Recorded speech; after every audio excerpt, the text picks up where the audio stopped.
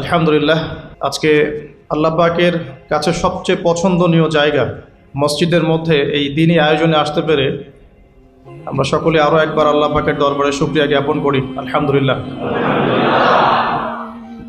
একটা সময় ছিল যখন এই পুরো বিশ্বের রাজনৈতিক ক্ষমতা আমাদের হাতে ছিল। বিগত 100 বছর থেকে এটা আমাদের হাতে নাই, কারো কোনো ফিকিরও নাই, কেউ ভাবেও না, চিন্তাও করে না। একটা সময় ছিল যে আমাদের ভূমিতে কুফাররা থাকতো, বসবাস করত, ট্যাক্স দিত, কর দিত, যেটাকে আমরা জিজিয়া বলি। জিজিয়া জিজিয়া নামে কোনো শব্দ আছে এটা ইয়াং জেনারেশন জানা নাই। ওরা আমাদের রাষ্ট্রে থাকতো ট্যাক্স দিয়ে, কর দিয়ে। আর এখন আমরা ওদের কাছ থেকে একটা লোন পাওয়ার জন্য কত প্রসেস করি, লবিং করি, ওয়ার্ল্ড ব্যাংকে গিয়ে, IMF-এ গিয়ে, তাও 5%, 6%, 10%, 12% এত সুদ দিতে হবে, ওরা শর্ত আরোপ করে, আমাদেরকে মেনে নিতে হয়, আমরা বাধ্য হই। আমাদের কোনো ফিকিরই নাই কোন জাতি ছিলাম, এখন কোন জাতি হয়েছে। একসময় পুরো বিশ্বের অর্থনীতি আমরা নিয়ন্ত্রণ করতাম, এখন তাদের অনুদানের উপর ডিপেন্ড হয়ে থাকতে হচ্ছে আমাদেরকে। একসময় পুরো বিশ্বের শিক্ষার ভিত্তি গড়েছিলাম আমরা। যে কোনো একটা সাবজেক্ট বলেন এবং সেই সাবজেক্টের গোড়ায় চলে যান। ফিলোসফি, অ্যাস্ট্রোনমি, কেমিস্ট্রি, অ্যাস্ট্রোফিজিক্স বা নর্মাল ফিজিক্স অথবা মেডিকেল সায়েন্স, যে কোনো সাবজেক্টের নাম বলেন, তার গোড়ায় যান, দেখবেন আপনি মুসলিম মনীষীদেরকে পাবেন যারা এই বিশ্বটাকে গড়ে দিয়েছিল। এখন আমাদেরকে শিক্ষানীতি ধার করতে হচ্ছে মানুষের কাছ থেকে, পশ্চিমাদের কাছ থেকে। না আমরা আমাদের জেনারেল লাইনে এমন কোনো বিজ্ঞানী তৈরি করতে পারছি যারা মিসাইল তৈরি করতে পারে, আর না আমরা মাদ্রাসায় এমন মুহাদ্দিস তৈরি করতে পারছি যারা ইমাম বুখারী হতে পারে।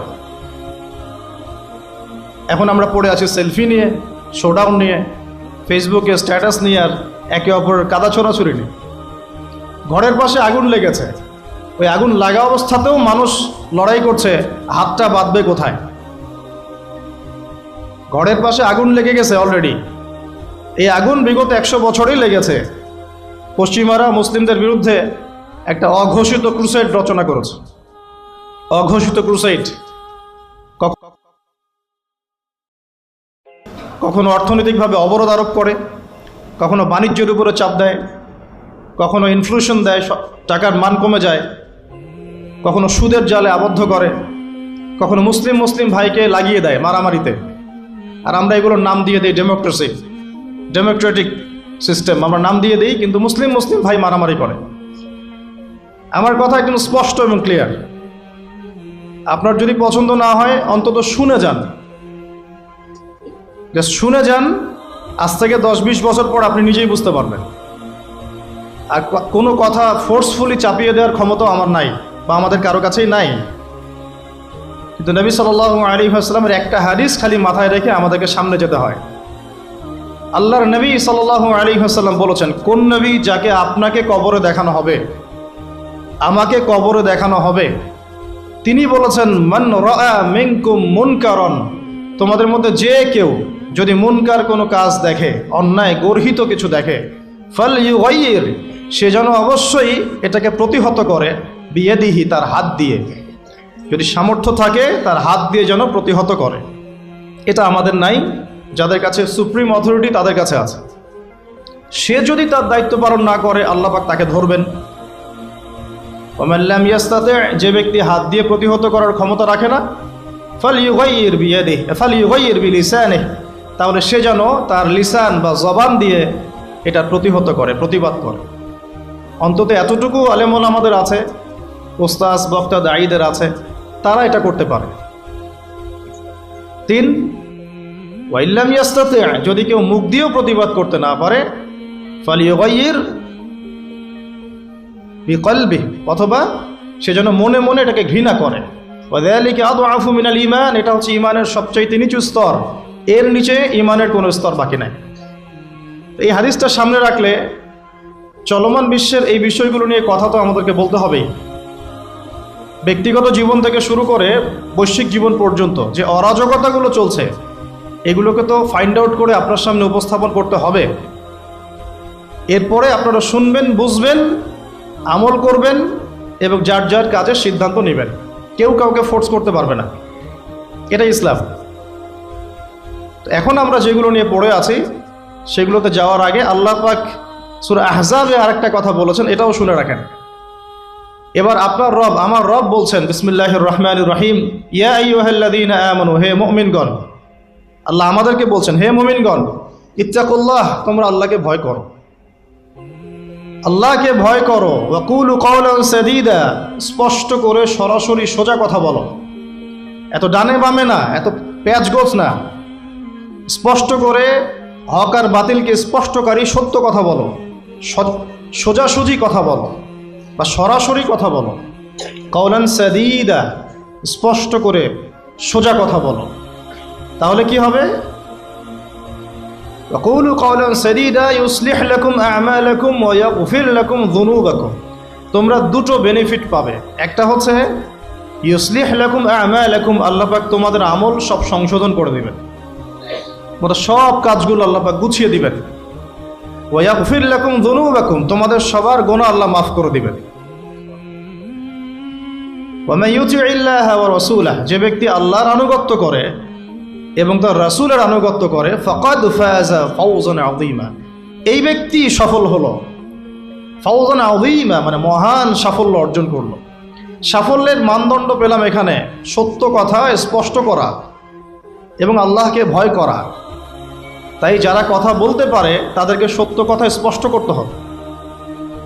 আর এখানে সাফল্যের সংজ্ঞাও পেলাম, আল্লাহর আনুগত্য করা, রাসূলের আনুগত্য করা। ঠিক আল্লাহ রাব্বুল আলামিন সূরা আলে ইমরানের 185 নম্বর আয়াতে এমন কথাই বলেছেন, প্রত্যেক নফস মৃত্যুর স্বাদ গ্রহণ করবে। ফামান যুহজিহা আনিন নারি ওয়া উদখিলাল জান্নাতা ফাকাদ ফাজ, যে ব্যক্তিকে জাহান্নামের আগুন থেকে বাঁচানো হবে, জান্নাতে প্রবেশ করানো হবে, এই ব্যক্তি হচ্ছে সফল, আর কেউ সফল না। সাফল্যেরও সংজ্ঞা পেয়ে গেলাম আমরা। তো আমরা মূল কথায় আসি, ফ্যান্টাসি ছাড়তে হবে, মৌলিক কাজগুলো করতে হবে এবং চলমান বিশ্বটাকে বুঝতে হবে কোরআন এবং সুন্নাহর চোখ দিয়ে, তার মানদণ্ডে। ইতিহাস স্মরণ রাখতে হবে, আমরা কোন জাতি ছিলাম, এখন কি করছি, ভবিষ্যৎটা কি হতে পারে, কোন কোন জায়গায় ফোকাস করব, সেগুলো আমরা আলোচনা আনবো ইনশাআল্লাহ। তার আগে একটা বিষয় বলে শুরু করি যে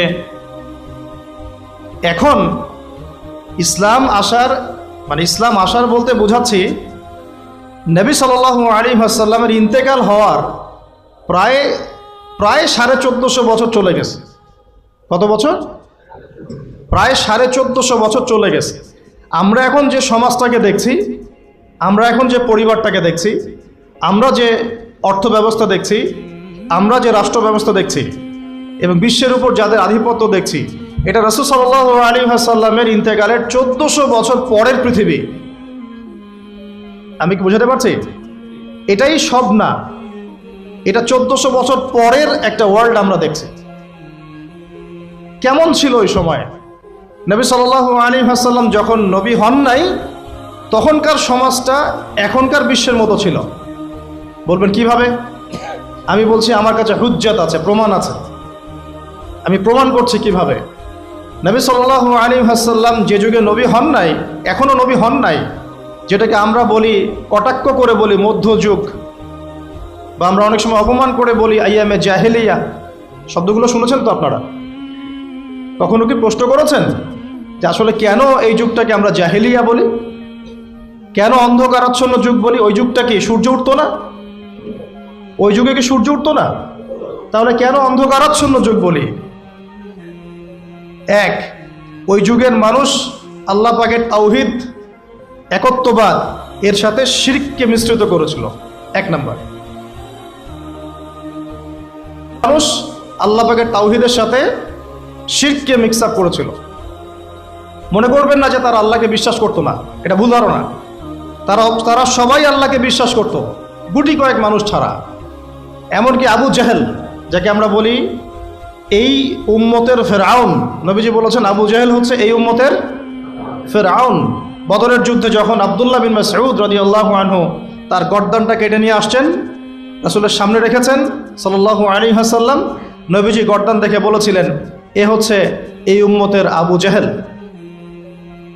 সরি, এই হচ্ছে এই উম্মতের ফেরাউন। এই আবু জেহেল হচ্ছে এই উম্মতের ফেরাউন। আর ফেরাউনের চেয়ে বড় কোনো কাফের নাই, এখনো নাই, ছিলও না, আসবেও না ইনশাআল্লাহ। তো এই আবু জেহেল যখন বদরের যুদ্ধ করতে যাচ্ছিল, তখন সে প্রথমে কাবা ঘরে গিয়েছে। কোথায় গিয়েছে?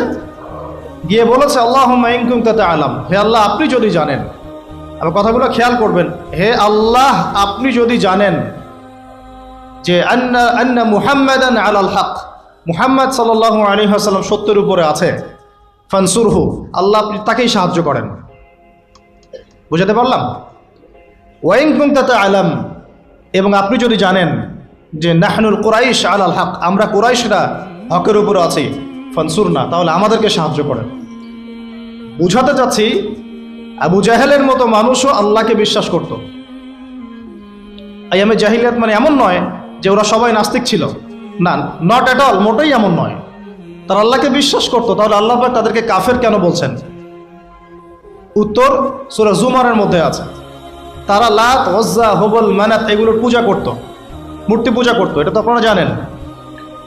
তো তারা বলতো, তাদের যুক্তি ছিল, মা না'বুদুহুম, আমরা শুধুমাত্র এই কারণেই তাদের ইবাদত করি, ইল্লা লিয়ুকাররিবুনা ইলাল্লাহি যুলফা, এরা আমাদেরকে আল্লাহ পর্যন্ত পৌঁছে দিবে। নাউযুবিল্লাহ। তাহলে রিজনটা কি, দলিল আদিল্লা কি তাদের মূর্তি পূজার পিছনে? আমরা এগুলোর মধ্য দিয়ে আল্লাহর নৈকট্য অর্জন করতে চাচ্ছি। তার মানে তারা সবাই আল্লাহকে বিশ্বাস তো করতো যে একজন আল্লাহ আছেন। এখনকার বিশ্বের দিকে তাকিয়ে দেখুন, ওই একই শিরকের ছোঁয়া সব জায়গায় লেগে গেছে। মানুষ আল্লাহকে বিশ্বাস করে, কিন্তু ইবাদত বন্দেগীর জীবনে গিয়ে আল্লাহর সাথে অন্যকে শরিক করছে, ইকোনমিতে গিয়ে আল্লাহর সাথে অন্যকে শরিক করছে, পলিটিক্স করতে গিয়ে আল্লাহর সাথে অন্যকে শরিক করছে, ওয়ার্ল্ড অ্যাফেয়ার্সকে ডিল করতে গিয়ে আল্লাহর সাথে অন্যকে শরিক করছে। মানুষ আল্লাহকে বিশ্বাস করেও এখন মুশরিক হচ্ছে। আপনি কোন সেন্সে ওইটাকে আইয়ামে জাহিলিয়াত বলছেন, আর এখনকার যুগটাকে পুত পবিত্র বলছেন? এগিয়ে যাওয়ার যুগ, সায়েন্স অ্যান্ড টেকনোলজির যুগ। দেখাচ্ছি আপনাকে টেকনোলজি কাকে বলে। সুলাইমান আলাইহিস সালামের সময় বিশ্বে এমন প্রযুক্তি ছিল, এই প্রযুক্তির ধার কাছেও কোনোদিনও এই বিশ্ব আর যেতে পারবে না। আমি আমার হ্যাডসেট নিচ থেকে কথা বলছি না, এগুলোর দলিল আছে সূরা সাবার মধ্যে, সূরা নামলের মধ্যে, অন্য অনেক জায়গায়, যে আল্লাহ রাব্বুল আলামিন সুলাইমান আলাইহিস সালামকে এমন রাজত্ব দিয়েছিলেন, এমন সুপ্রিম অথরিটি, ক্ষমতা, পাওয়ার, টেকনোলজি পৃথিবীতে কখনো ছিলও না, কিয়ামত পর্যন্ত আসবেও না। এখন পর্যন্ত কোনো টেকনোলজি আসে নাই যে আমি এই চেয়ারটাকে বলবো চলো আমাকে ঢাকায় নিয়ে নামাই দিবে, তাও আবার 1 সেকেন্ডের মধ্যে। কতটুকু সময়? এখন পর্যন্ত কোনো টেকনোলজি আসে নাই যে আমি চোখের পলক ফেলবো, এইটুক সময়ের মধ্যে আমার স্ত্রীকে আমার পাশে নিয়ে বসাই দিবে। আসছে? সুলাইমান আলাইহিস সালামের সময় এমন ছিল। সাগর থেকে মুক্তা, মণিমুক্তা আরোহণ করে এটা দিয়ে অট্টালিকা নির্মাণ করা হতো। তিনি জিন জাতিকে দিয়ে কাজ করাতে পারতেন। তিনি যাচ্ছেন রাস্তায়, পিঁপড়ারা গল্প করছে, এই সবাই গর্তে ঢুকো, সুলাইমান আসলে তোমাদেরকে পিষে ফেলবে, আর তিনি মুচকি মুচকি হাসছেন, পাখির ভাষাও বুঝতে পারছেন, পিঁপড়ার ভাষাও বুঝতে পারছেন। তার বাবা দাউদ আলাইহিস সালাম জাবুর তেলাওয়াত করছেন, এই সাগরের মাছ সব কাছে চলে আসছে জাবুর শোনার জন্য। এমন প্রযুক্তি আপনি এখনো বের করতে পেরেছেন? সভ্যতার যে বড়াইটা আমরা করি, এটা একটা কেবর, অহংকার।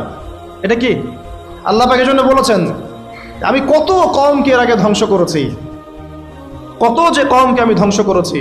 ফাসিরু ফিল আরদি ফানজুরু কাইফা কানা আকিবাতুল মুকাদ্দিবিন, তোমরা এই জমিনে বিচরণ করতে থাকো, দেখো যারা আল্লাহকে অস্বীকার করেছিল তাদের কি পরিণতি হয়েছে। তো আমরা এখন যেটাকে নিয়ে দাবি করি, এটা সর্বোচ্চ স্তর নয় প্রযুক্তির। তো যে জায়গা থেকে এখানে চলে আসলাম, যে কোথায় ছিলাম আমরা? এই জামানাতেও আমরা শিরক করছি, কিন্তু আল্লাহকেও বিশ্বাস করছি। প্রত্যেকটা সেক্টরে শিরক হচ্ছে। ডিটেলস বলার মতো জায়গাও এটা না, এবং এত সময় আমার হাতে নাই। আমি খালি সেক্টরগুলো বলে দিই। 1, এডুকেশন সেক্টর, শিক্ষা সেক্টর, এখানে শিরকের উপর শিরক হচ্ছে। আপনি যদি বিচক্ষণ হয়ে থাকেন, স্টাডি করেন, পড়াশোনা করেন, একটা অনেস্ট মন রাখেন, আগে সৎ একটা মন রাখেন। ডানে গেলে ডানে যাব, বামে গেলে বামে যাব, আমি নিউট্রাল থাকব, আমি কোনো পক্ষ আগে নিব না, আমি যাচাই বাছাই করে দেখব কথাটা সত্য না মিথ্যা। শিক্ষাক্ষেত্রে শিরকের উপর শিরক হচ্ছে, শিরকের উপর শিরক। আজকে থেকে 25 বছর 30 বছর আগে যতটা শিরক ছিল না, এখন তার চেয়ে বেশি শিরক চলে আসছে। এমন এমন শিরক আসছে যেগুলোর প্রতি ঈমান রাখলে আপনার ঈমান ভঙ্গের 10টা কারণ আছে। এই 10 কারণের মধ্যে পড়ে যাবেন, আবার নতুন করে কালিমা শাহাদা দিয়ে ইসলাম কবুল করতে হবে, নতুন করে কালিমা শাহাদার সাক্ষ্য দিয়ে আবার মুসলিম হতে হবে। যতই দাম্ভিকতা দেখান, কবরে আপনাকেও যেতে হবে, কিচ্ছু করার নাই। তখন এখন যদি সলিউশনে না আসি, সংশোধন না করি, তাহলে অনেক দেরি হয়ে যাবে। এখনকার টিকটক জেনারেশনটা বিগত 30 বছরের মেহনতের ফসল। পশ্চিমাদের বিগত 30 বছরের মেহনতের ফসল এখনকার টিকটক জেনারেশন। ওরা মেহনত চালিয়ে যাচ্ছে, না জানি আরো 30 বছর পরে কোন টক জেনারেশন আসবে আল্লাহ ভালো জানে। একটা কমন সেন্সহীন, জীবনের উদ্দেশ্যহীন, একটা বুদ্ধিবৃত্তিক প্যারালাইজড প্রজন্ম। না জীবনের কোনো উদ্দেশ্য আছে, না কোনো পড়াশোনা করে, আর না একটু ভালো করে খেলাধুলা করে, আর না শরীর চর্চা করে, আর না কিছু লিখে, আর না কিছু জাতিকে কিছু দিচ্ছে, আর না পলিটিক্সে কোনো আগ্রহ আছে, আর না ইকোনমিক্সে কোনো আগ্রহ আছে, না ওয়ার্ল্ড অ্যাফেয়ার্স সম্পর্কে কোনো সচেতনতা আছে, না মুসলিম উম্মার এই দুরবস্থায় তার ভূমিকা রাখার কোনো ইচ্ছাও পর্যন্ত আছে। না সালাত আদায় করে, না কুরআন তেলাওয়াত করে, আর না ওযু করতে জানে ঠিকভাবে, আর না ফরজ ওয়াজিব সুন্নাত মুস্তাহাব জানে, আর না ফিকহুল মুয়াসসারের মতো সহজ ফিকহের কিতাবগুলো তার আয়ত্ত করা আছে, না কোনো আলেমের সাথে সম্পর্ক আছে, না কোনো ইসলামিক স্কলারের কাছে সম্পর্কিত হয়, আর না মাদ্রাসায় যায়, আর না ইসলামের বেসিক ফান্ডামেন্টাল নলেজ অর্জন করে। জীবনের উদ্দেশ্যই নাই, শুধু মেয়ের পিছনে, শুধু মাদকের পিছনে, ড্রাগসের পিছনে, কোনো কোনো সময় মারামারি দাঙ্গা হাঙ্গামা করছে, কোনো সময় দেখা যায় বাইক দাবড়ায় বেড়াচ্ছে। বাবার বিত্তশালী, বাবার অনেক টাকা আছে, বাস কিনে দিয়েছেন বাইক, চলছে, পিছনে একটা বেহায়া বেশ্যা মেয়ে নিয়ে ঘুরছে। এই মেয়েটাও বেহায়া, শব্দটা ইউজ করতে চাইনি আমি আমি আমি এখানে জানি অনেক মা বোন আছেন, শব্দটা আমি ইউজ করতে চাই নাই, কিন্তু আমার ভিতরে এমন ক্ষোভ এদেরকে দেখলে হয় যে মুখ থেকে বের হয়ে গেল। একটা মেয়েকে আল্লাহ পাক সৃষ্টি করেছেন কি জন্যে? যাতে সে ইসমাইল আলাইহিস সালামের মতো সন্তান জন্ম দিতে পারে। এই বাইকের পিছনে ঘোরা মেয়েটা কি আপনাকে এরকম সন্তান দিতে পারবে? আপনি তো বোকা, আপনি মনে করছেন যে অল্প সময়ের জন্য আমি তাকে নিয়ে একটু মজা করি। তখন দেখা যাবে আপনারও জীবনে এমন কোনো মেয়ে আল্লাহ পাক দিয়েছেন যে ওই রকম অন্য কারোর সাথে বাইকে ঘুরে আসছিল, তখন কিছু করার থাকবে না, কিচ্ছু করার থাকবে না। আমার টপিক আজকে এইটা না। এই প্রজন্মটাকে গড়েছে পশ্চিমারা বিগত 30 বছরে। কত বছরে? এখন যে এডুকেশন সিস্টেমটা চলছে থাকে, আপনি আর 20 বছর পরে এমন একটা প্রজন্ম পাবেন যাদেরকে যদি আপনি, আমি চ্যালেঞ্জ করতেছি, যাদেরকে যদি আপনি নতুন করে কোনো মুক্তিযুদ্ধে পাঠান, গুলি খেয়ে ফেরত আসবে, একটাকে মারতেও পারবে না। না দেশের প্রতি কোনো মহব্বত আছে, না উম্মার প্রতি কোনো মহব্বত আছে, না দেশের জন্য কিছু করতে পারবে, না জাতির জন্যে, না উম্মার জন্যে। সবচেয়ে বড় স্তর হচ্ছে উম্মার জন্যে। সবচেয়ে বড় স্তর কি? উম্মার জন্যে, যে পুরো মুসলিম উম্মা একটা জাতি, আমি এমন একজন বড় নেতা হব যে পুরো মুসলিম উম্মার জন্য কাজ করব। এই যে চেতনা, এই জাজবা, পরিশ্রম, অধ্যাবসায়, একটা ভিশন, একটা প্যারেন্টিং, একটা কনস্ট্রাকটিভ সিলেবাসে পড়াশোনা করা, তারবিয়াত, প্রশিক্ষণ, এর ধার কাছেও নাই জেনারেশন। আমরা ঢাকায় দেখি মানুষ খালি খাচ্ছে আর খাচ্ছে, সবাই বসে খায়। ফাস্টফুডের দোকান হাজার হাজার হাজার হাজার, সবাই মেয়ে ছেলে একসাথে বসে খায়, চটপটি, ফুচকা, বার্গার, পিৎজা, খাওয়াই যাবে এদের কাজ। রাস্তায় ফুটপাতে পাটি বিছায় বসে খাওয়া দাওয়া করতেছে, সবাই খাচ্ছে, গল্পগুজব করছে, গোল গোল হয়ে বসে বসে মোবাইলে কি জানে করতেছে, গোল হয়ে 10 জন বসে আছে একসাথে। যেই মুহূর্তে যেই মুহূর্তে ধরেন যে মুসলিম উম্মার একটা অঞ্চলে একটা বোমার আঘাতে 500 জন শিশুকে হত্যা করা হয়, ওই মুহূর্তে বসে সে হাসাহাসি করতেছে। ওই মুহূর্তেও তার কোনো ফিকির নাই, নামাজের সেজদা একটু দোয়া করব, আমি আল্লাহর দিকে ফিরে আসি, ওগুলো অনেক দূরের কথা, বাদ দেন। শুধু এতটুকু ফিকির, আচ্ছা আমি দুনিয়াতে আছি কেন, আমি দুনিয়াতে এসেছি কেন? এক সময় তো আমি ছিলাম না, আবার এক সময় আমি থাকবও না। কেউ এসে চিরস্থায়ী হতে পারে নাই, তো আমরাও পারবো না। তো আল্লাহ পাক আমাদেরকে সৃষ্টিটা করলেন কেন? আমার কাছে আমার রব কি চান? আমি যদি না থাকতাম তাহলে আমার পরিবার চলতো কিনা, আমার সমাজটা চলতো কিনা, আমার শিক্ষা ব্যবস্থাটা চলতো কিনা, আমার দেশটা চলতো কিনা, এই বিশ্বের ঘূর্ণন চলতো কিনা, আর্নিক গতি চলতো কিনা, থেমে যেত? উত্তর না। আমি না থাকলে আর্নিক গতি থামতো না, আমি না থাকলে কি আমার পরিবার থেমে থাকতো না, আমার সমাজ থেমে থাকতো না, এই মসজিদ থেমে থাকতো না, এই রাজনীতি থেমে থাকতো না, অর্থনীতি থেমে থাকতো না, দেশও থেমে থাকতো না, উম্মাও থেমে থাকতো না। তাহলে আল্লাহ পাক আমাকে কেন সৃষ্টি করলেন? আমার কি রোল আছে এখানে, আমার কি ভূমিকা? এই এতটুকু চিন্তা করার মতো আমাদের জেনারেশন আমরা পাচ্ছি না।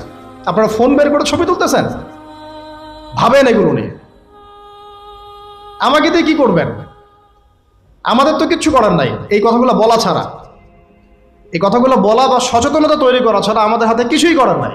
Not at all, absolutely nothing, কিচ্ছু করার নাই। তো এইসব ফ্যান্টাসি দিয়ে লাভ নাই। আপনাদের মধ্য থেকে জেনারেশন তৈরি করতে হবে, আপনাদের মধ্য থেকে আলেম তৈরি করতে হবে, আপনাদের মধ্য থেকে কারি, হাফেজ, দাঈল আল্লাহ এবং উম্মার নেতৃত্ব প্রদানকারী জেনারেশন তৈরি করতে হবে।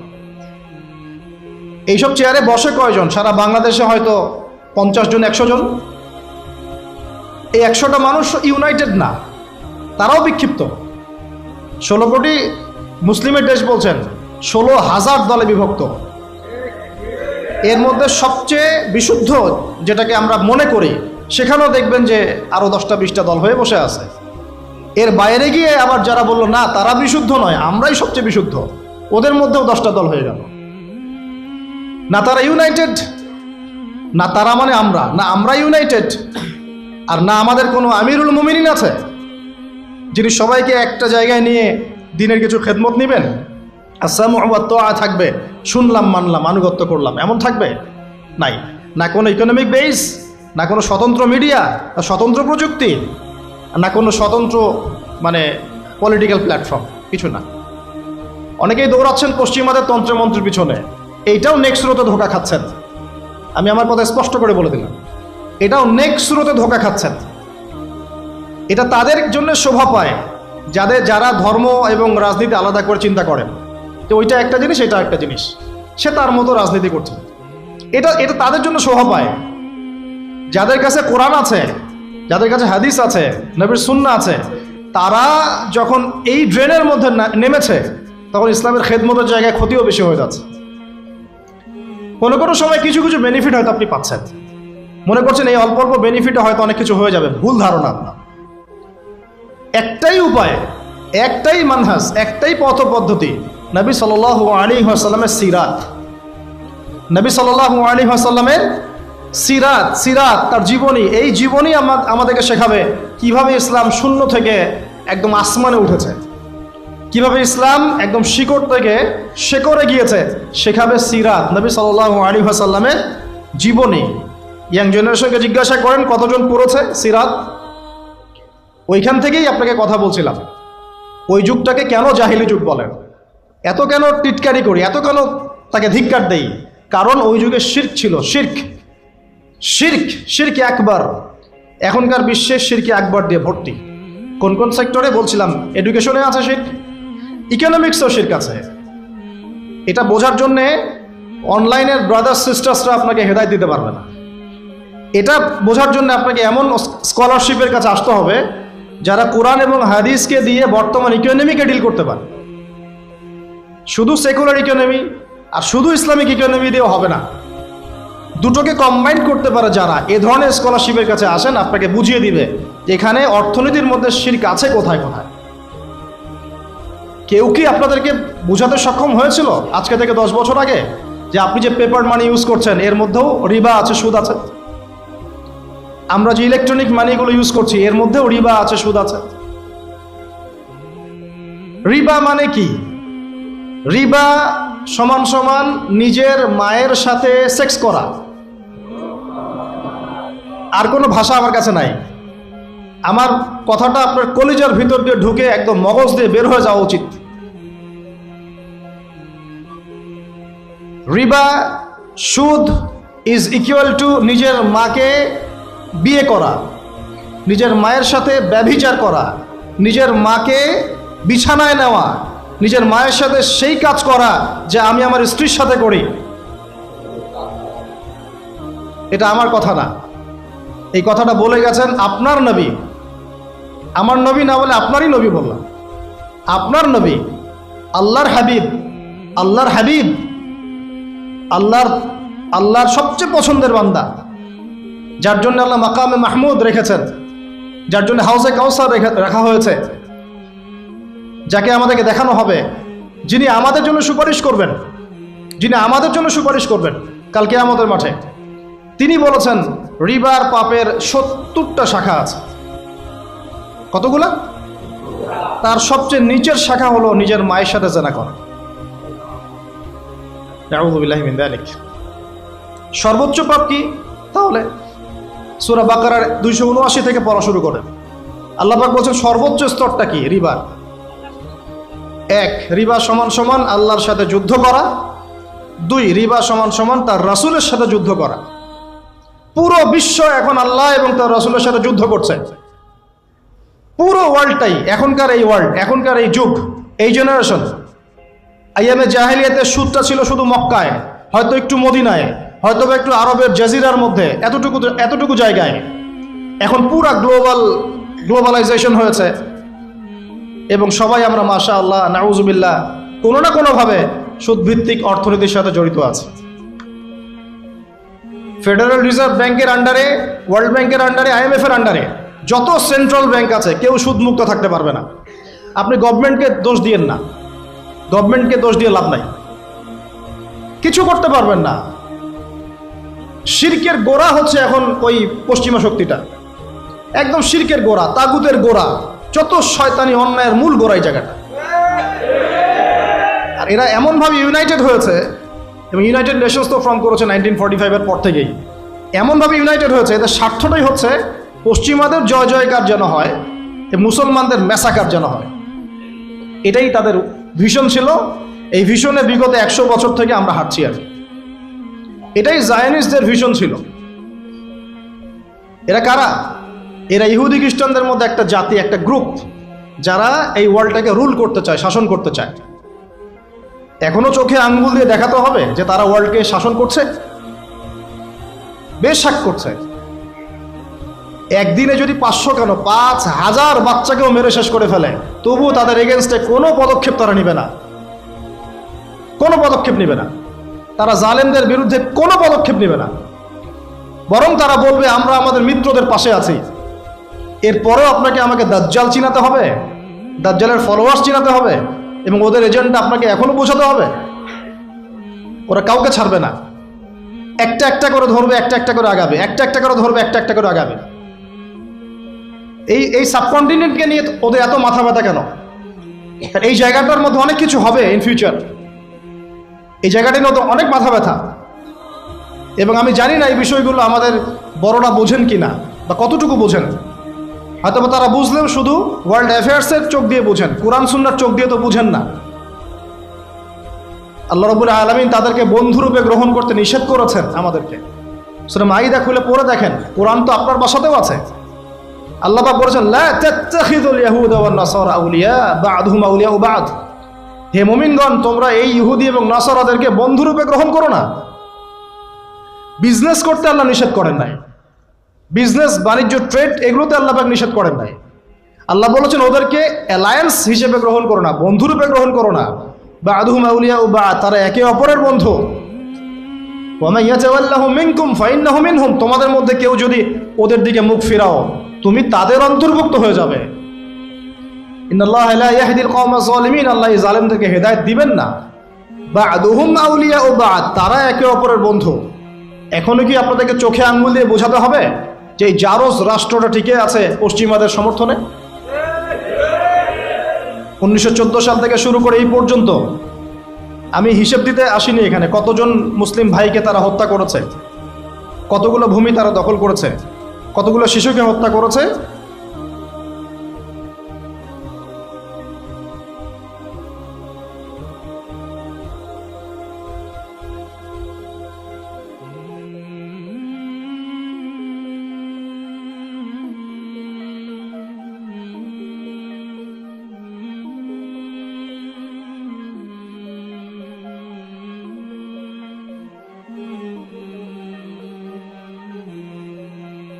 পুরো জায়গাটাই। কেন এত আগ্রহ এই জায়গাটা নিয়ে? কারণ তারা এখান থেকে দাজ্জালের রাষ্ট্রটা কায়েম করতে চায়। দাজ্জালের রাষ্ট্র কোনটা হবে? এই মিশরের নীলনদ থেকে শুরু করে এই ইরাকের ইউফ্রেটিস নদী পর্যন্ত পুরা হোলি ল্যান্ডটাই তারা দখল করতে চায়। পুরো বিশ্বের যত পলিটিক্যাল অ্যাফেয়ার্স সবকিছু এই বিষয়টাকে কেন্দ্র করেই হচ্ছে। কারো চোখ খুলতেছে না এখনো। এদের যত কিছু তারা ওয়ার্ল্ডে করছে, বিগত 100 বছরে করে যাচ্ছে, এটা শুধু জেরুজালেমের জন্যে। তারা বিশ্বকে শাসন করতে চায়, ওই জায়গা থেকে তারা বিশ্বটাকে শাসন করতে চায়। আমরা গতকালকে দেখে আজকে সিদ্ধান্ত নেই, আর তারা বিগত 100 বছর থেকে প্ল্যান করে করে করে এই জায়গায় এসেছে এই জায়নিস্টরা।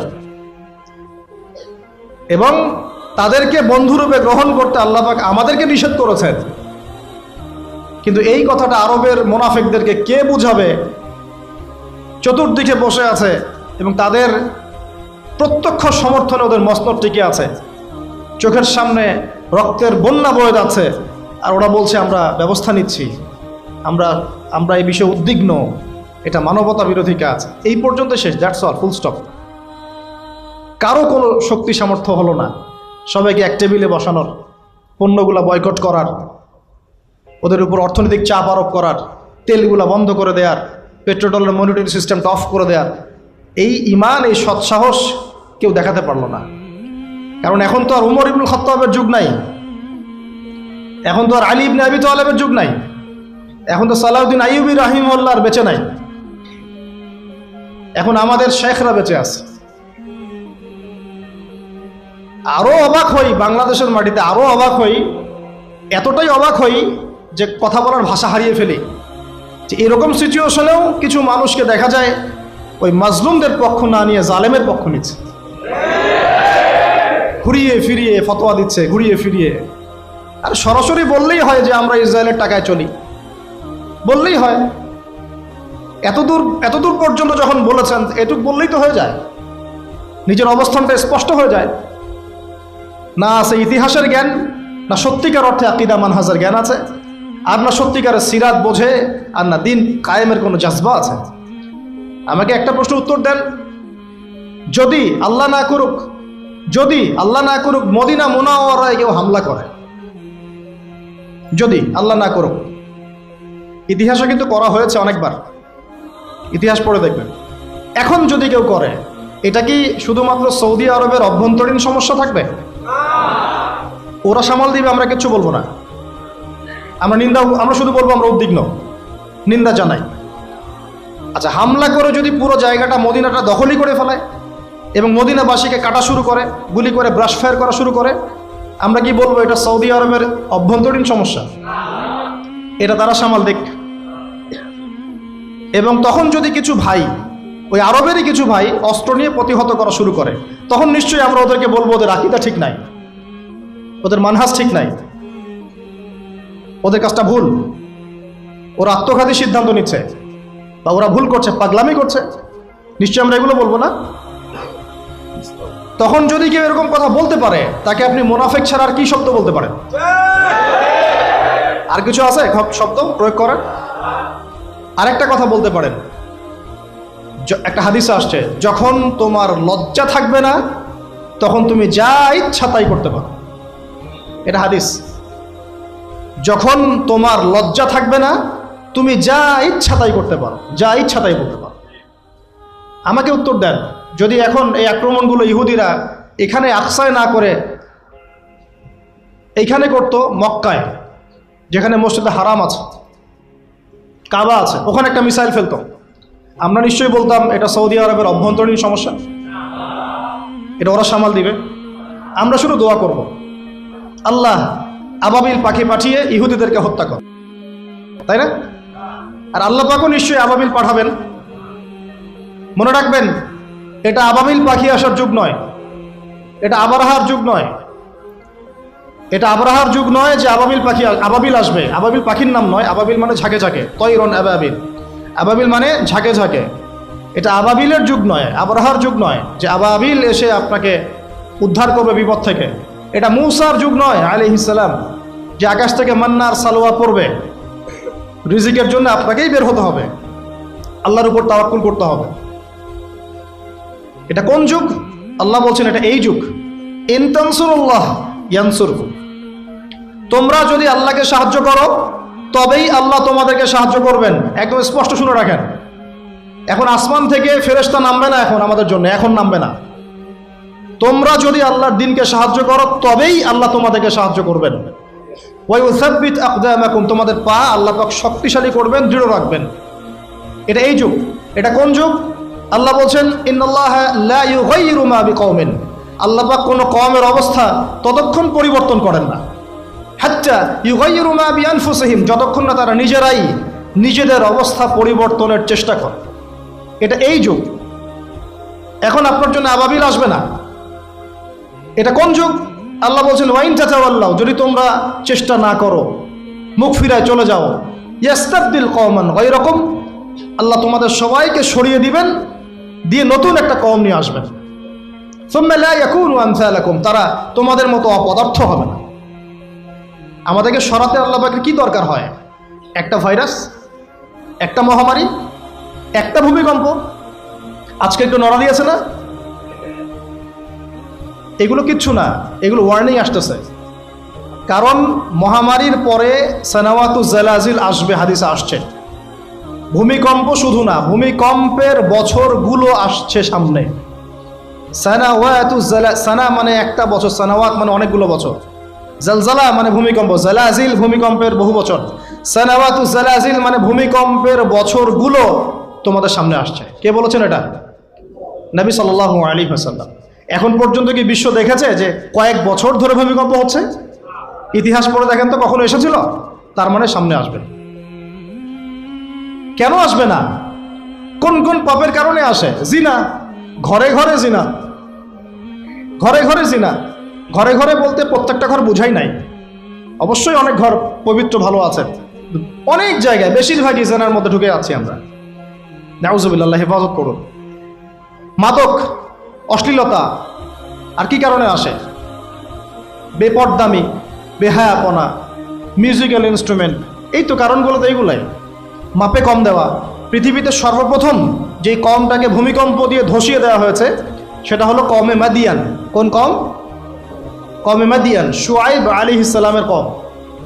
কি পাপের কারণে ভূমিকম্প দিয়ে ধসিয়ে দেওয়া হলো? তারা মাপে কম দিত, তারা মাপে কম দিত এবং মানুষের সম্পদ আত্মসাৎ করত, মানুষের সম্পদ আত্মসাৎ করত। এই দুইটা পাপই এখন করা হচ্ছে। প্রচুর ব্যবসায়ী মাপে কম দেন, মানুষের সম্পদ আত্মসাৎ করেন। আল্লাহ পাক আমাদেরকে হেফাজত করুন, আমিন। যে জায়গায় ছিলাম অনেক ভিতরে চলে যাব না হলে। মৌলিক জায়গাটায় আসেন যে এখন মনে করবেন না যে বিশ্বের মধ্যে শিরক নাই, প্রতিটা সেক্টরেই শিরক আছে। আর তারা এই পুরো বিশ্ব ব্যবস্থাটাকে নিয়ন্ত্রণ করছে কি কারণে? যাতে করে তারা মুসলমানদের উপর তাদের নির্যাতনের স্টিম রোলার চালাতে পারে এবং তাদের মানে বিশ্ব পরিচালনার এই সুপ্রিম অথরিটি তাদের হাতে নিতে পারে, আর কিচ্ছু না। প্রত্যেকটা বিষয় নিয়ন্ত্রিত হচ্ছে আকসা কেন্দ্রিক, জেরুজালেম কেন্দ্রিক, জায়নিজম কেন্দ্রিক এবং পশ্চিমারা। আমরা কোনো না কোনোভাবে এই প্যাচে পড়ে গেছি। বলছিলাম যে এডুকেশনে আপনি শিরক পাবেন, ইকোনমিতেও পাবেন। পলিটিক্স নিয়ে আমি বলতে যাচ্ছি না কথা, এটা খুব ভালো করেই আমরা জানি যে আমরা কোন পথে হাঁটছি। এগুলো আল্লাহ রাব্বুল আলামিনের খেলাফতের দায়িত্ব নয়। যা চলছে ওয়ার্ল্ডে এগুলো আল্লাহ রাব্বুল আলামিনের খেলাফতের দায়িত্ব নয়। যেহেতু প্রসঙ্গটা এসে গেছে, নসিহত স্বরূপ, শুধু নসিহত, এর বেশি কিচ্ছু করার নাই আমাদের। নসিহতটা না করলে কি হবে? আপনি আল্লাহর সামনে কাল কিয়ামতে দাঁড়ায় বলবেন যে আদনান ভাই আমার এলাকায় আসছিল, প্রসঙ্গটা উঠেছিল, তিনি আমাকে সতর্ক করেন নাই, আমি দাওয়াত পাই নাই। আর দাওয়াত দেওয়ার সুন্নত আল্লাহ রাব্বুল আলামিন কোরআনের সূরা তাহার মধ্যে বলেছেন। কোন সূরায়? আল্লাহ পাক কি বলেছেন শুনুন। আল্লাহ পাক বলছেন ইযহাবা ইলা ফিরআউন, তোমরা দুজন মুসা আর হারুন তোমরা ফিরআউনের কাছে যাও। কার কাছে? ইযহাবা ইলা ফিরআউনা ফাইন্নাহু তাগা, সে সীমা লঙ্ঘন করেছে। কিন্তু ওয়াকুলা লাহু কাওলাল লাইয়িনা লাআল্লাহু ইয়াতাযাক্কারু আও ইয়াখশা, আল্লাহ বলছেন ফিরআউনের কাছে গিয়ে কর্কশ ভাষায় কথা বলো না, আঘাত করে কথা বলো না। ঠিক আছে, আমরা যেটা করি অনলাইনে অফলাইনে, খুব কর্কশ ভাষায় কথা বলি, আঘাত করে কথা বলি, এটাকে সোয়াবের কাজ মনে করি। এগুলো গোনা এবং দাওয়াতের মানহাজের সম্পূর্ণ বিপরীত চলে। নিজের ভাইয়ের গোশত খাই বসে বসে।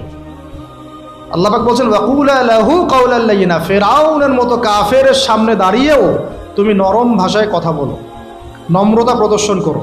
কেন? লাআল্লাহু ইয়াতাযাক্কারু আও ইয়াখশা, হতে পারে সে উপদেশ গ্রহণ করবে এবং আমাকে ভয় করবে।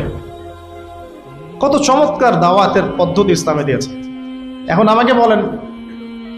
আমাকে বলেন যে আল্লাহ পাক কি জানতেন না যে ফিরআউন পরবর্তীতে ঈমান আনবে না? আল্লাহ জানতেন না? তারপরেও কেন এটা আয়াত নাযিল করলেন? আমাদের জন্য, আমরা শিখতে পারি। ওই জায়গা থেকে আমি কথা বলছি। দেখুন আপনি কোন শিরকের মধ্যে আছেন, কেন আপনি এই জীবনে গিয়ে ভুল করছেন, কোন জায়গায় ভুল করছেন। ভাই হিসেবে আমি নসিহতটা করে যাচ্ছি, রাগ করবেন? শুনে নেবেন। কোরআনের শুরুতেই দেখবেন আপনি একটা আয়াত আছে, বিসমিল্লাহির রহমানির রহিম, ওয়াইজ ক্বালা রাব্বুকা লিল মালাইকা ইন্নী জাইলুন ফিল আরদি খলিফা। হে নবী মুহাম্মদ সাল্লাল্লাহু আলাইহি ওয়াসাল্লাম স্মরণ করেন ওই সময়ের কথা যখন আমি আল্লাহ ফেরেশতাদেরকে বলেছিলাম যে আমি পৃথিবীতে আমার খলিফা পাঠাতে চাই। কি ওয়ার্ড আল্লাহ ইউজ করেছেন? খলিফা পাঠাতে চাই। তো ফেরেশতারা বলছেন আতাজআলু ফিহা মা ইউফসিদু ফিহা ওয়া ইয়াসফিকু দিমা, আপনি কি এমন কাউকে পাঠাতে চাচ্ছেন যে পৃথিবীতে গিয়ে রক্তপাত ঘটাবে এবং ফাসাদ সৃষ্টি করবে? তাই করছে কিনা মানুষ? বুঝেন নাই? পৃথিবীতে মানুষ ফাসাদ সৃষ্টি করছে কিনা, রক্তপাত ঘটাচ্ছে কিনা? ফেরেশতারা তাদের দূরদর্শিতায় সঠিক ছিল কিনা?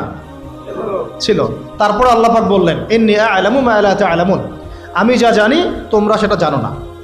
মানে আমার এমন অনেক শুকরগুজার বান্দা থাকবে যারা এই কাতারভুক্ত হবে না। ঠিক আছে, আল্লাহ রাব্বুল আলামিন আদম আলাইহিস সালামকে খলিফা বললেন। এরপরে অনেক গল্প, এটা বলতে অনেক সময় লাগবে। নাম শিক্ষা দিলেন, সমস্ত নাম মানে জ্ঞান, সমস্ত জ্ঞান ফেরেশতাদেরকে দিয়ে সেজদা করালেন। ইবলিস করলো না, মনে আছে? ইবলিস করলো না, উল্টা চ্যালেঞ্জ করলো। কি চ্যালেঞ্জ করলো? যে আপনি খলাকতানি মিন নার ওয়া খলাকতাহু মিন তিন, আমাকে সৃষ্টি করেছেন আগুন দিয়ে, তাকে মাটি দিয়ে, আমি কেন সেজদা করব? আল্লাহ বলছে মা মানাআকা আল্লা তাসজুদা ইযা আমারতুক, তোমাকে সেজদা করতে কে নিষেধ করলো? তখন সেই যুক্তি দেখালো আল্লাহ রাব্বুল আলামিনের সামনে। আল্লাহ পাক বলছেন ফাখরুজ মিনহা ফাইন্নাকা রাজিম, এখান থেকে বের হয়ে যাও, আমার আদেশ অমান্য করে তুমি অভিশপ্ত শয়তান হয়ে গেছো। ফাইন্না আলাইকা লা'নাতা ইলা ইয়াউমিদ্দিন, কিয়ামত পর্যন্ত তোমার উপর লানত। ইবলিস বলছে আনজিরনি ইলা ইয়াউমি ইউবআসুন, আচ্ছা ঠিক আছে আমাকে বের করে দিচ্ছেন, আমাকে কিয়ামত পর্যন্ত অবকাশ দেন। আল্লাহ বলছেন ফাইন্নাকা মিনাল মুনজারিন, যাও তোমাকে অবকাশপ্রাপ্তদের অন্তর্ভুক্ত করা হলো। এবার ইবলিস চ্যালেঞ্জ করছে ফাবিমা আগওয়াইতানি, হে আল্লাহ আপনি যার জন্য আমাকে বের করে দিলেন, হে আদম সন্তানরা শুনেন কথাটা ভালো করে, প্রত্যেক আদম সন্তান কথাটা ভালো করে শোনেন। ফাবিমা আগওয়াইতানি, হে আল্লাহ আপনি যে আদমের কারণে আমাকে এখান থেকে বের করে দিলেন, লাআকউদান্না লাহুম সিরাতাকাল মুস্তাকিম, আমি সে আদম সন্তানের এই সরল পথে ওত পেতে বসে থাকবো, একদম ওত পেতে বসে থাকবো। সুম্মা লাআতিয়ান্না মিন বাইনি আইদিহিম, আমি আদম সন্তানদের সামন থেকে আসবো, ওয়া মিন খালফিহিম, তার পিছন দিক থেকে আসবো, ওয়া আন আইমানিহিম, তাদের ডান দিক থেকে আসবো, ওয়া আন শামাইলিহিম, তাদের বাম দিক থেকে আসবো, ওয়ালা তাজিদু আকসারাহুম শাকিরিন, আপনি বেশিরভাগ আদম সন্তানকে শুকরগুজার পাবেন না। ইবলিস তার চ্যালেঞ্জে সঠিক না ভুল? এখনকার বিশ্ব এবং পরিবেশের দিকে তাকায় দেখেন, বেশিরভাগ মানুষ আল্লাহর পথে আছে না নাই? আল্লাহ পাক তাকে বের করে দিলেন। সে আরো একটা চ্যালেঞ্জ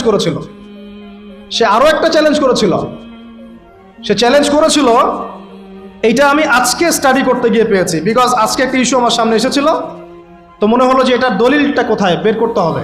তো দেখলাম যে ওয়াও, এটা তো ইবলিসের চ্যালেঞ্জ। এখনকার যে প্রবলেমসগুলো আপনি ফেস করছেন, জিনার প্রবলেম, ফ্রি মিক্সিংয়ের প্রবলেম, তারপরে এই যে ব্যভিচারের প্রবলেম, অশ্লীলতার প্রবলেম, ইভেন ট্রান্সজেন্ডারের প্রবলেম, হ্যাঁ ট্রান্সজেন্ডারের প্রবলেম, সমকামিতার প্রবলেম, এগুলো ইবলিসের চ্যালেঞ্জ ছিল। সুবহানাল্লাহ, এগুলি ইবলিস আল্লাহর সাথে চ্যালেঞ্জ করেছিল যে আমি আদম সন্তানকে এইভাবে পথভ্রষ্ট করব। কি বলেছে জানেন? সূরা নিসার 119 নম্বর আয়াতে ইবলিস এই চ্যালেঞ্জটা করেছে, ওয়ালা উদিল্লান্নাহুম। শুধু তাই নয়, আমি আদম সন্তানদেরকে অবশ্যই পথভ্রষ্ট করব। এক, ওয়ালা উমান্নিয়ান্নাহুম, আমি অবশ্যই আদম সন্তানদেরকে মিথ্যা আশ্বাস দিব। কি দিব? মিথ্যা আশ্বাস দিব। ওয়ালা আমুরান্নাহুম, আমি আদম সন্তানকে আদেশ করব, ফালাইউবাত্তিকুন্না আযানাল আনআম, তারা পশুর কানগুলোর মধ্যে ছিদ্র করা শুরু করবে। আরো আছে, ওয়ালা আমুরান্নাহুম, আমি তাদেরকে আরো আদেশ করব, ফালাইয়ুগাইয়িরুন্না খালকাল্লাহ। এইটাই হচ্ছে কথা, ফালাইয়ুগাইয়িরুন্না খালকাল্লাহ, আমি আদম সন্তানদেরকে আদেশ করব তারা যেন আল্লাহর সৃষ্টিকে বিকৃত করে, তারা যেন আল্লাহর সৃষ্টিকে বিকৃত করে। আব্দুল্লাহ বিন মাসউদ রাদিয়াল্লাহু আনহু এই আয়াতের আলোকে বলছেন যে মেয়েরা ব্রু ব্ল্যাক করে, এরাও তার অন্তর্ভুক্ত। যে মেয়েরা বা ছেলেরা হাতে ট্যাটু আঁকে, তারাও এর অন্তর্ভুক্ত। যারা দাঁত শান করে, নর্মাল আল্লাহ পাক স্বাভাবিক যা দিয়েছেন এটাকে শান করে, শানিত করে, ধারালো করার চেষ্টা করে, এরাও তার অন্তর্ভুক্ত। তাহলে যারা নিজেদের লিঙ্গ কেটে ছেলে থেকে মেয়ে হচ্ছে, এরা কাদের অন্তর্ভুক্ত? এরা কাদের অন্তর্ভুক্ত? এটাকে আমরা প্রমোট করতেছি। কিভাবে এরকম একটা মানুষ আমাদের এমপি মন্ত্রীর সাথে দেখা করতে পারে, সুসংবাদ দিতে পারে? কিভাবে তারা ইন্সপিরেশন পায়? কোত্থেকে ইন্সপিরেশন পায়? এটা একটা ছেলে, বাহ্যিকভাবে ছেলে, মানসিকভাবে মেয়ে। মনে রাখবেন, ট্রান্সজেন্ডার প্রবলেম আর হিজড়ার সমস্যা এক নয়। হিজড়ার সমস্যাটা জন্মগত সমস্যা, এটার বিধান ইসলামে আছে, কোরআন সুন্নাহ এটার বিধান আছে। আয়েশা রাদিয়াল্লাহু আনহার কাছেও একজন হিজড়া এসেছিল, তো নবী সাল্লাল্লাহু আলাইহি ওয়াসাল্লাম তাকে বলেছিলেন যে তার মধ্যে যদি পুরুষের স্বভাব বেশি থেকে থাকে, তাহলে তার কাছ থেকেও আমাদেরকে পর্দা করতে হবে। কথা বুঝতে পারছেন? তার মধ্যে যদি পুরুষের স্বভাব বেশি থাকে, তাহলে মেয়েরা তার থেকে পর্দা করতে হবে। এমন ভাবার সুযোগ নাই যে সে তো তৃতীয় লিঙ্গের মানুষ, পর্দার দরকার নাই। নো। তো হিজড়ার প্রবলেমটা ইসলামে আছে, সলিউশন ইসলামে আছে। এটা কি সমস্যা? ট্রান্সজেন্ডার সমস্যা। সে বলছে আমি ফিজিক্যালি মেল কিন্তু মেন্টালি ফিমেল। তাহলে একটা মানুষের যদি ফিজিক্যাল স্ট্রাকচার পুরুষের হয় আর মানসিকতা যদি মেয়েদের হয়, তাহলে চিকিৎসা তো করতে হবে মানসিক অবস্থার। তাকে মানসিক ট্রিটমেন্ট দিয়ে তাকে পুরুষ বানাতে হবে, এটা হলো ইসলামিক ট্রিটমেন্ট। আর আপনি এখানে এরা কি করছে? বাহ্যিকভাবে পুরুষাঙ্গ কেটে ফেলে, পুরুষের যে অন্ডকোষ সেটা সব কেটে ফেলে, সে ওইখানে সার্জারি করে মেয়ে হচ্ছে, এবং বুকের মধ্যে, স্তনের মধ্যে সার্জারি করে মেয়ে হচ্ছে। এটা হলো ট্রান্সজেন্ডার। ওয়ালা আমুরান্নাহুম ফালাইয়ুগাইয়িরুন্না খালকাল্লাহ, তারা আল্লাহ পাকের সৃষ্টিকে বিকৃত করবে। এই যে ডান দিক থেকে আসবো মানে কি? আপনাকে দুনিয়া নিয়ে আসবে, দুনিয়ার চিন্তা পেরেশানি দিয়ে দিবে। বাম দিক থেকে আসবো মানে কি? পরকালের ফিকির আপনাকে বিভ্রান্ত করে রেখে দিবে, নেক্সট রোতে ধোকা খাওয়াই দিবে। এখানে বলছে আমি অবশ্যই পথভ্রষ্ট করব। এরা পশুর কান ছিদ্র করবে এবং আল্লাহর সৃষ্টিকে তারা বিকৃত করবে। আব্দুল্লাহ বিন মাসউদ রাদিয়াল্লাহু আনহুর যুগে তো এরকম জেনারেশন ছিল না, তাই তিনি ওই কথাটা বলতে পারেন নাই। তখন তিনি বলেছেন গ্রুপ ল্যাক করলেও এর অন্তর্ভুক্ত হবে, দাঁত শান করে উপরে ফেললে অন্তর্ভুক্ত হবে, ট্যাটু আঁকলে অন্তর্ভুক্ত হবে। আল্লাহ পাক স্বাভাবিক যা দিয়েছেন তার থেকে যদি অস্বাভাবিক পরিবর্তন করতে চায় সৃষ্টিকে, তাহলে এর অন্তর্ভুক্ত হবে। তবে যেসব ক্ষেত্রে ইসলাম অনুমোদন দিয়েছে ওই ক্ষেত্র জায়েজ। যেমন ওই যে ছাগলকে অনেক সময় খাসি করা হয়, এগুলো সাহাবীদের যুগেও ছিল, এগুলো করাও হয়েছে, অনুমোদনও আছে ইসলামে, চাইলে করতে পারে। কিন্তু একটা আদম সন্তানের আকৃতিকে এভাবে আপনি পরিবর্তন করে দিবেন, এটাকে উৎসাহিত করে দিবেন, এটা নিয়ে বই লেখা হবে, প্রমোট করা হবে। সুবহানাল্লাহ, আমরা কোন যুগে চলে আসলাম? আমরা দেখতে দেখতে কোন যুগে চলে আসলাম? আজকে থেকে 30 বছর আগেও একটা ছেলে যদি একটা ছেলের দিকে আকর্ষিত হতো, এটাকে মানসিক রোগ বলা হতো। এখন এটাকে জায়েজ করে দেওয়া হচ্ছে। দেখা যায় প্রতি 100 জনের মধ্যে 5 জন 6 জন দেখা যায় সমকামী। ফেসবুক এগুলো ঘাটাঘাটি করলে চোখ কপালে উঠে যায়। আগে যেমন পতিতালয়ের জন্যে এই ছেলেপেলেগুলো কিছু পাগল ছিল, ওখানে গিয়ে রাত কাটাতো। তারপরে ওদেরকে বাসায় নিয়ে আসা শুরু হলো। মানে একটা ছেলে একটা মেয়েকে ভাড়া করে বাসায় নিয়ে আসতো, রাত কাটাতো। এটাও তো একটা নোংরা যুগ ছিল কয়েকদিন আগেই। এখন কি হয় জানেন? একটা ছেলে আর একটা ছেলেকে ভাড়া করে বাসায় নিয়ে যায়। আল্লাহ পাকের গজব টেনে নিয়ে আসতেছেন আপনারা। আল্লাহ পাকের গজবটা জোর করে টেনে নিয়ে আসতেছেন। আল্লাহ পাক গজব দিতে চাচ্ছিলেন না আপনাদের উপরে, এবার দিবেন ইনশাআল্লাহ। জোর করে আল্লাহর গজব টেনে আনতেছেন। আমি জেনারেশনের অধঃপতনের স্তরগুলো আপনাকে দেখাতে পারবো। আগে চিঠি লিখতো গোপনে গোপনে, লজ্জা শরম হায়া ছিল, রিক্সায় করে যাওয়া যাবে না, কেউ দেখে ফেললে সমস্যা হবে।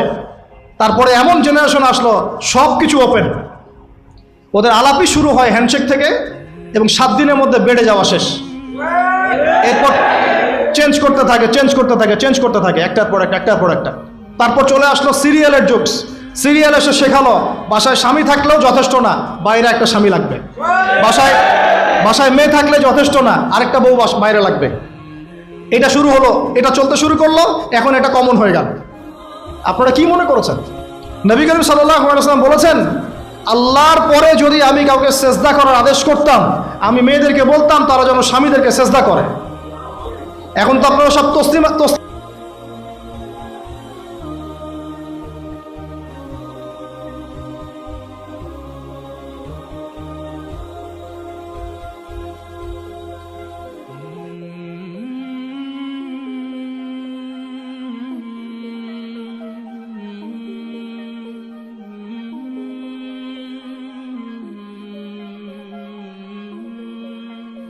ঘরে ঘরে কেন এত বেসবর, কেন এত আনুগত্যহীনতা, কেন?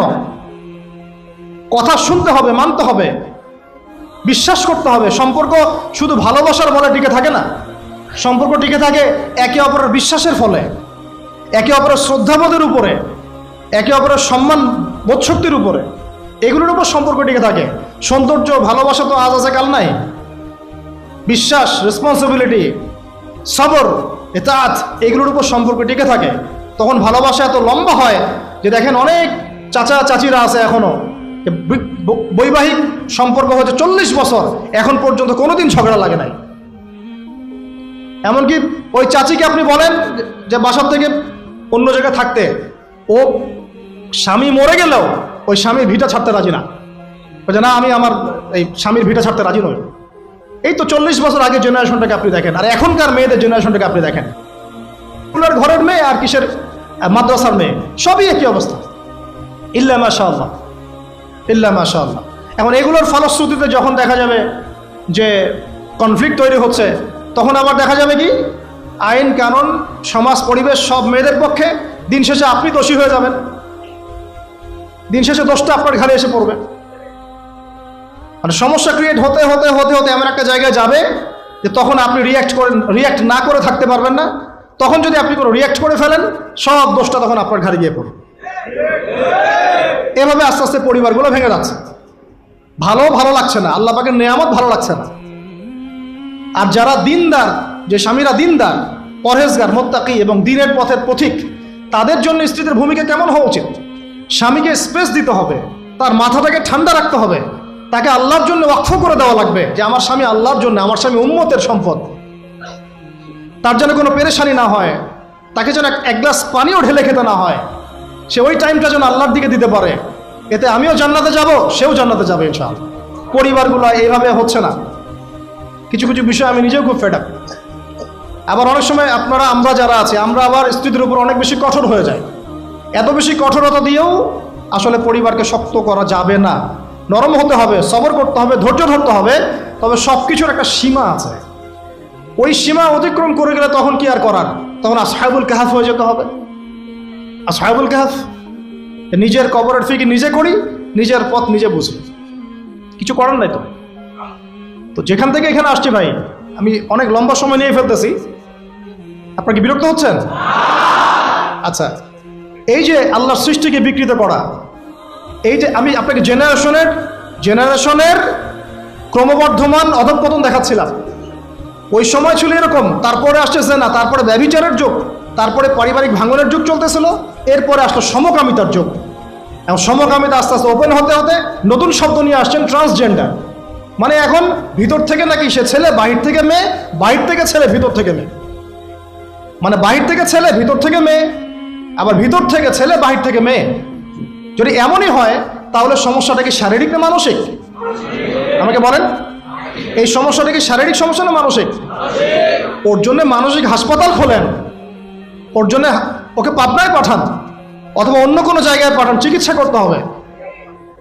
মাথা থেকে সে মেয়ে, একটু বোঝেন, মাথা থেকে মেয়ে, বাহির থেকে ছেলে, সার্জারি করে সে মেয়ে হচ্ছে।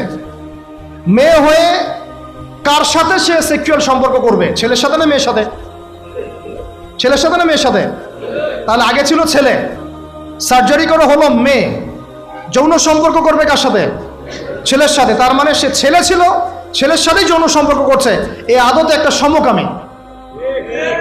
এটা ট্রান্সজেন্ডারশিপ নয়, এটা একটা সমকামিতাই। শুধু একটা ঘুরিয়ে খেলেন আপনি, ওই সুদকে সরাসরি খাওয়ার, ঘুরিয়ে খাওয়ার মতো। একটা ছেলে, একজন মনে করেন যে মেয়ে, ফিজিক্যালি মেয়ে, মানসিকভাবে ছেলে, সার্জারি করে এখন সে ছেলে হতে চাচ্ছে।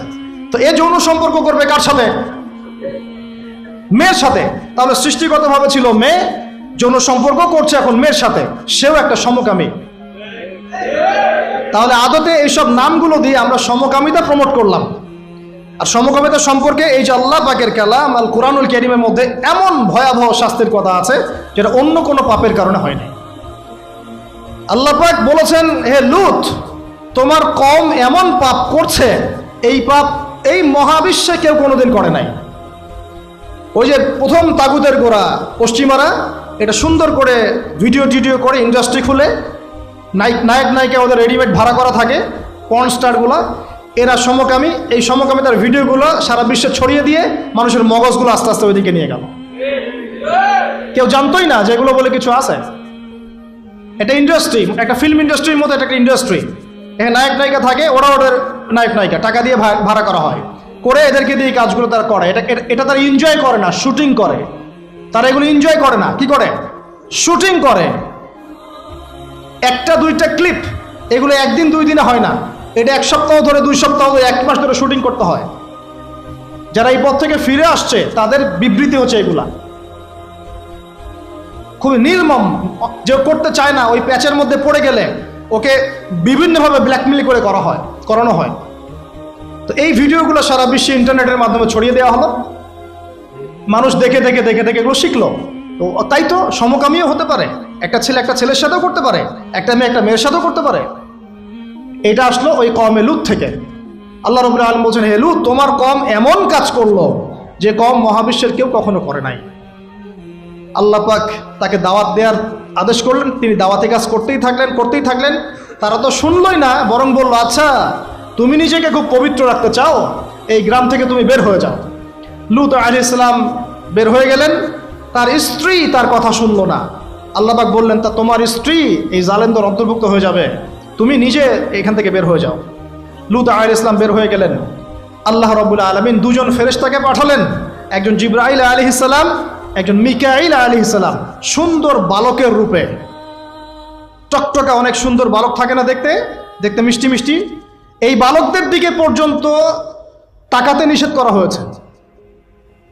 এই বালকদের দিকে, ছোট ছোট সুন্দর সুন্দর ছেলের চেহারার যে বালকরা আছে, কিশোর, এদের দিকেও অনেকক্ষণ তাকায় থাকতে নিষেধ করা হয়েছে, যাতে ওদের দিকে কোনো আকর্ষণ সৃষ্টি না হয়।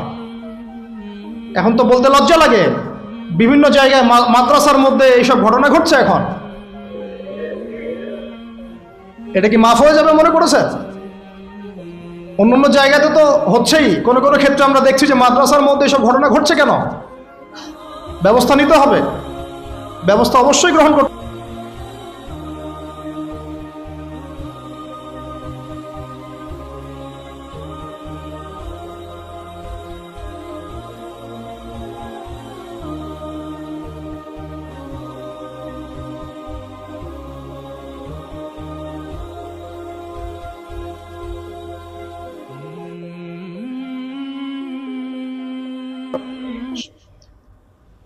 তো ওই দুজন ফেরেশতা সুন্দর বালকের রূপ ধরে এসে তাদেরকে নসিহত করতে লাগলো।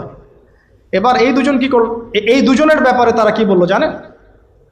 তারা লূত আলাইহিস সালামের কাছে এসে বলছে, হে লূত, তোমার মেহমানদেরকে আমাদের হাতে তুলে দাও। তখন লূত আলাইহিস সালাম বলছেন যে আলা, একটা কি জানি, আলাইসা মিনকুম রাজুলুন রশিদ, আর তোমাদের মধ্যে কি একটা ভালো মানুষও বাকি থাকলো না? আলাইসা মিনকুম রাজুলুন রশিদ, তোমাদের মধ্যে কি একটা ভালো মানুষ আর বাকি থাকলো না? আমার মেহমানদেরকে পর্যন্ত এভাবে চাচ্ছ? হ্যাঁ, উলাই বানাতি ইন কুনতুম ফাইলিন, যদি তোমাদের চাহিদা থেকে থাকে, আমার মেয়েরা আছে, মেয়েদেরকে বিয়ে করে নাও। সুবহানাল্লাহ, কত বড় কলিজা একটা নবীর, দেখেন কত দরদ। তোমরা পাপ কাজ থেকে দূরে থাকতে পারছো না, হালাল পথে ফিরে আসো, প্রয়োজনে আমার মেয়েদেরকে তোমাদের সাথে বিয়ে দিচ্ছি, আমাদের মেয়েদেরকে বিয়ে করে নাও। ও বলছে, তারা বলছে, না, তুমি তো জানোই ভালো করে, ইন্নাকা লা তা'লামু মা নুরিদ, তুমি তো খুব ভালো করেই জানো আমরা আসলে কি চাচ্ছি। আস্তাগফিরুল্লাহ, মানে তোমাদের মেয়েদের ব্যাপারে তোমার মেয়েদের ব্যাপারে আমাদের কোনো আগ্রহ নাই, ওই ছেলে দুইটার ব্যাপারে আমাদের আগ্রহ। ওই যে ভিতর থেকে পুরুষ, বাহির থেকে মেয়ে, বাহির থেকে পুরুষ, ভিতর থেকে মেয়ে, এই তো সাইকোলজিক্যাল ব্যাপারটা এরকম না? ছেলের প্রতি আগ্রহী, মেয়ের প্রতি কোনো আগ্রহ নাই, ছেলের প্রতি আগ্রহ। এখন আল্লাহ রাব্বুল আলামিন বললেন যে সকালের জন্য অপেক্ষা করো, সকালের জন্য অপেক্ষা করো, আলাইসা সুবহু বিকরিব, আর সকাল কি নিকটবর্তী নয়? আল্লাহ জিজ্ঞাসা করছেন। লূত আলাইহিস সালামকে বললেন যে বের হয়ে যাও। এই যে দুজন ফেরেশতা তাদের আসল আকৃতিতে আসলেন, দুই পাখা দিয়ে এই জায়গাটা আপনারা চিনবেন, জর্ডানের পাশে ডেড সি, মৃত সাগর, ওই জায়গাটাকে এইভাবে উঠিয়ে, আসমানে উঠিয়ে, আসমান থেকে আল্লাহ পাথর বর্ষণ করে এগুলোকে রজম করলেন, থেতলা করলেন। রজম মানে কি? পাথর নিক্ষেপ করে থেতলা করে দেয়া, তারপরে এই জায়গাটাকে উল্টিয়ে দাফন করে দিলেন। এইটা হলো এই ডেড সি, মৃত সাগর। এই সাগরে কেউ ডুববে না, এই সাগরে যে যাবে ভেসে থাকবে। এখন আমরা কি এই শাস্তিটাকে ডেকে নিয়ে আসতে চাচ্ছি আল্লাহর কাছ থেকে? আমরা এই শাস্তিটাকে, ওয়াল্লাহি এই শাস্তিটাকে আমরা ডেকে নিয়ে আসতেছি বাংলার মাটিতে। এই শাস্তি তো পশ্চিমারা পড়বেই, এই শাস্তিতে পশ্চিমারা পড়বেই, কারণ এইটা ওরা প্রমোট করেছে সারা বিশ্বে, এটা ওরা প্রমোট করেছে। এই জন্যই হাদিসের সাথে মিলিয়ে নেবেন, কিয়ামতের আগে আগে তিনটা বড় বড় ভূমিকম্প হবে, একটা দুইটা না, তিনটা, তার মধ্যে একটা হবে পশ্চিমা বিশ্বে। আমি এখনই বলে দিলাম, এমন ভূমিধস হবে, একটা পুরো বড় অংশের মাটিতে দেবে যাবে, ধসে যাবে ইনশাআল্লাহ। এটা সামনে আসতেছে, কারণ তারা সমকামিতার পাপটাকে সারা বিশ্বে প্রমোট করেছে, কারণ তারা সুদের ভিত্তিতে সারা বিশ্বে আল্লাহ এবং তার রাসূলের সাথে যুদ্ধ করেছে, মায়ের সাথে জেনা করেছে। আল্লাহর সাথে যুদ্ধ করে যেমন পার পাওয়া যাবে না, রাসূলের সাথে যুদ্ধ করে পার পাওয়া যাবে না, এই যে সমকামিতা প্রমোট করে, পর্নোগ্রাফি প্রমোট করে, মাদকদ্রব্য ছড়িয়ে দিয়ে সারা বিশ্বের মাজলুম মুসলমানদেরকে হত্যা করে কোনোদিন পার পাওয়া যাবে না। আল্লাহ পাক সবর করছেন, দেখছেন, কিন্তু আল্লাহ পাক ছেড়ে দিবেন না, ইনশাআল্লাহ ছেড়ে দিবেন না। এই ভূমিকম্পটা আসতেছে সামনে। আর দুইটা কোথায়? আর একটা পূর্ব দিকে। এখন কোন দিক? পৃথিবীর সেন্টার থেকে আপনারা হিসাব করে দেখে নেন। আর একটা বাকি থাকবে, ওইটা হচ্ছে মাঝখানে, এই যে জাজিরাতুল আরবের মধ্যে। তো প্রিয় ভাইরা, অনেক ভিতরে চলে গেলাম। আল্লাহ পাক আমাদেরকে এই ধরনের যাবতীয় ফিতনা ফাসাদ থেকে হেফাজত করুন। আমিন। এই জেনারেশনকে সতর্ক করার জন্য কথাগুলো বললাম। আল্লাহর ওয়াস্তে জেনার দিকে যায় না, সমকামিতার 20 দাঁত উপরে ফেলবেন। যদি এরকম কাউকে মনে হয়, ওকে চিকিৎসা করাবেন। ওর চিকিৎসার দরকার, মানসিক চিকিৎসার দরকার। নিশ্চয়ই ওর ভিতরে কোনো না কোনো মানসিক রোগ আছে। আর এই ধরনের ডিভাইস অ্যাডিকশন থেকে আপনারা দূরে থাকবেন। ভালো কাজে সময় ব্যয় করবেন, ভালো মানুষদের সাথে থাকবেন, নিজেকে ব্যস্ত রাখবেন। অলওয়েজ নিজেকে ব্যস্ত রাখবেন দিনই কাজে, যেন 1 ঘন্টা আপনার অপচয় না হয়। 1 ঘন্টা সময় পেয়েছেন, আপনি বই নিয়ে পড়তে বসে যান, বা অনলাইনে যদি যেতে হয় ভালো কিছু সার্চ করেন, ভালো রিসার্চ করেন, টাইমটা কাজে লাগান। অলস বসে থাকবেন, দুনিয়ার শয়তানি মাথায় চালাবেন।